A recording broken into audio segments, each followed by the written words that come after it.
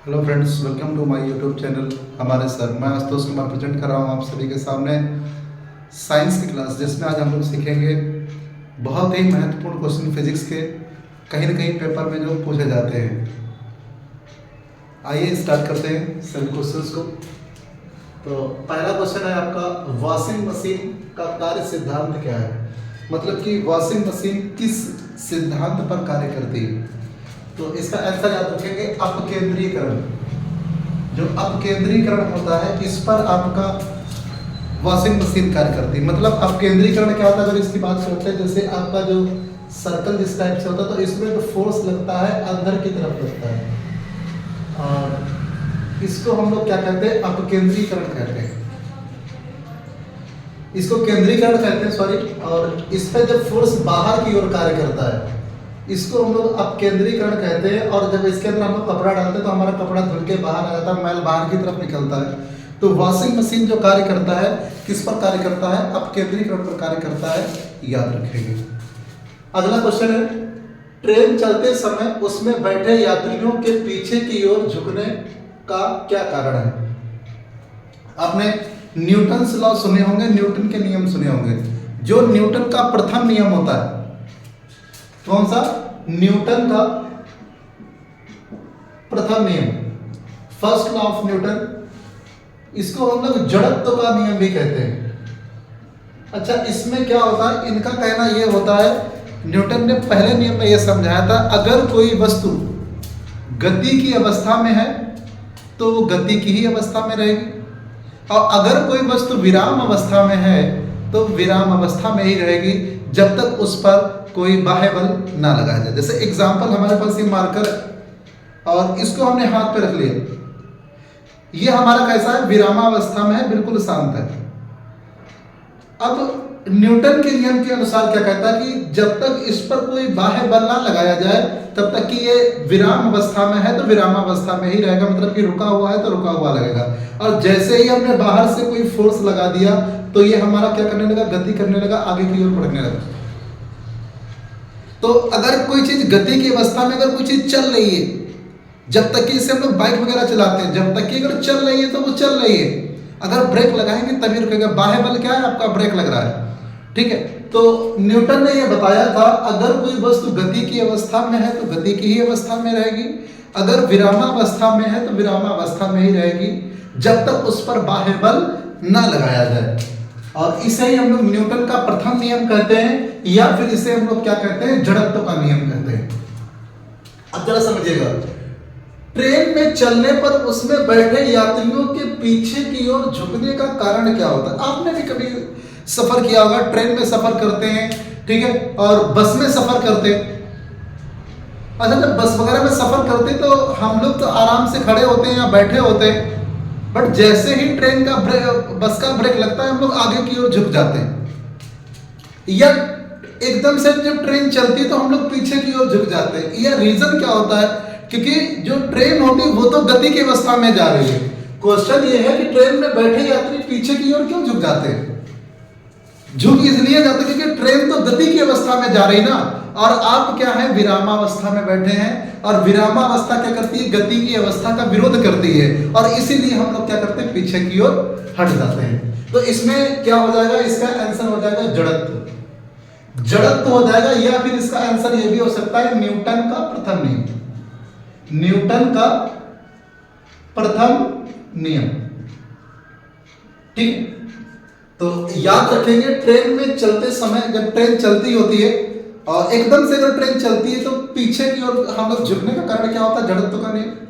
और जब ब्रेक लगती है और हम लोग आगे झुकते हैं, तब भी यही रीजन होता है, जड़त्व का नियम, ठीक है। यदि दो समान द्रव्यमान की वस्तुएं, गतिज ऊर्जाओं का अनुपात क्या होगा? अच्छा, इसमें जो गतिज ऊर्जा का अनुपात होता है, इसका अंडर रूट होता है। क्या होता है? तो यहाँ पे अगर हम लोग बात करते हैं तो √4 और √9। अब जब इसका हम लोग करेंगे तो ये हमारा 2 का स्क्वायर हो जाएगा, ये 3 का स्क्वायर हो जाएगा, इस रूट से हमारा ये कट जाएगा, और इसको हम बोल सकते हैं 2:3। तो इसका जो सही जवाब होगा वो क्या होगा? ठीक है, तो उनके जो वेग का अनुपात होगा वो क्या होगा? 2:3 होगा, याद रखेंगे। नेक्स्ट है एक तीक्ष्ण वृत्ताकार पथ पर तीव्र गति से जाता हुआ 4 पहियों वाला वाहन, ठीक है, 4 पहियों वाला वाहन पलटेगा। किस साइड में पलटेगा उसका कहने का मतलब ये है। तो भाई वृत्ताकार मार्ग है, जैसे हमने बोल दिया कोई भी हमारा ये गोल वृत्ताकार मार्ग मतलब कि गोल मार्ग पर कोई 4 पहियों वाला वाहन चल रहा है।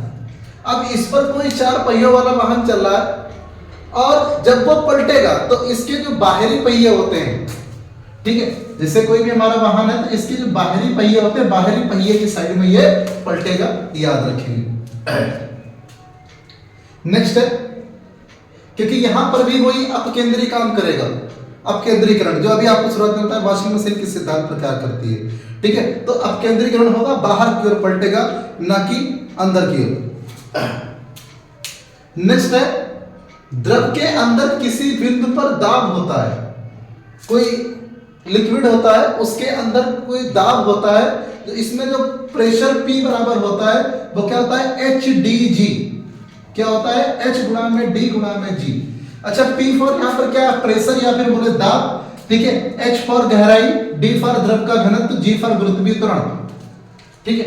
तो किसी बिंदु पर जो दाब लगता है, जैसे हम लोग पानी बॉटल में लेते हैं और नीचे की तरफ ऐसे डालते हैं, जब पानी नीचे की तरफ जो गति आती है उस पर जो प्रेशर लगता है नीचे की तरफ, पृथ्वी उसकी अपनी तरफ खींचती है, तो उसमें एक तो उसमें गहराई उसमें काम करती है, फिर उसका कितना घनत्व है वो काम करता है, फिर इसमें गुरुत्वीय त्वरण काम करता है। गुरुत्वीय त्वरण जो कि आपका होता है 11.2 मीटर पर सेकंड स्क्वायर। नेक्स्ट आपका है, एक ही पदार्थ के अणुओं के बीच लगने वाला आकर्षण बल।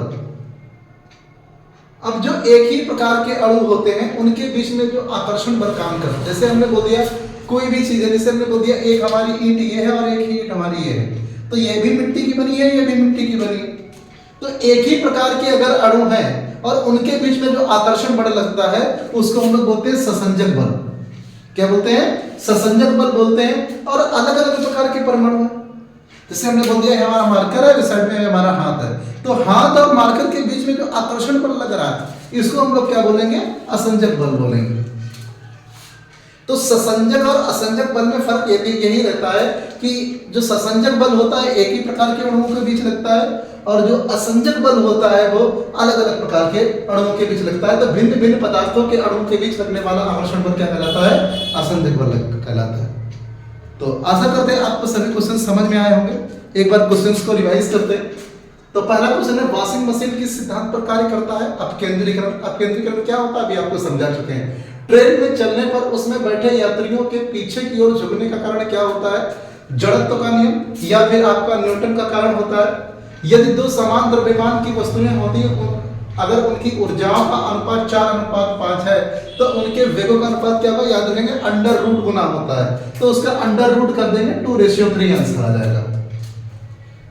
एक तेजी से वृत्ताकार मार्ग पर चलता हुआ कोई 4 पहियों वाला वाहन है, वो किस साइड में पलटेगा? अपने बाहर के साइड के जो पहिए हैं उस साइड की तरफ पलटेगा। द्रव के अंदर किसी बिंदु पर दाब होता है, क्या होता है? P बराबर में HdG। एक ही पदार्थ के अणुओं के बीच लगने वाला आकर्षण बल क्या कहलाता है? ससंजक बल लगाता है। और भिन्न भिन्न पदार्थ के अणुओं के बीच लगने वाला आकर्षण बल क्या कहलाता है? आपका असंजक बल कहलाता है।